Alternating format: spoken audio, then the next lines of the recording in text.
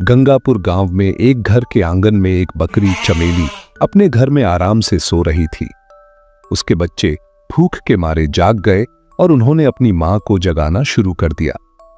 वे बार बार उसे आवाजें देने लगे कि हमें भूख लगी है, मां उठो। चमेली को यह बिल्कुल अच्छा नहीं लगा कि उसे इतनी सुबह जगाया जा रहा है और उसकी नींद खराब की जा रही है। उसने उन्हें सोने देने की जिद की, लेकिन बच्चे जिद पर उतर आए क्योंकि उन्होंने पिछली रात भी कुछ नहीं खाया था।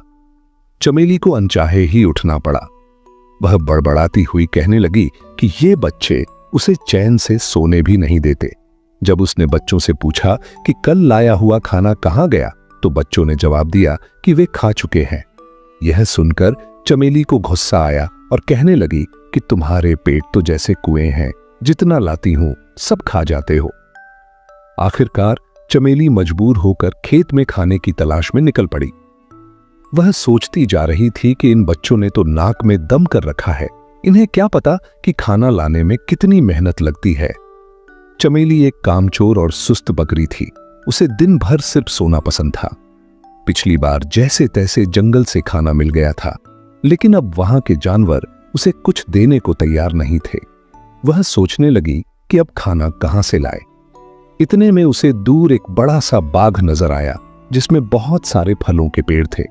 वह खुश हो गई और सोचने लगी कि चलो यहीं से कुछ फल ले लेती हूं। जैसे ही वह फल तोड़ने के लिए आगे बढ़ी, एक बैल ने उसे रोक लिया। बैल ने उसे बताया कि ये फल खैरात में नहीं मिलते और अगर फल चाहिए तो कीमत देनी पड़ेगी। चमेली के पास पैसे नहीं थे। उसने बैल से रहम की अपील की और अपनी हालत बताई।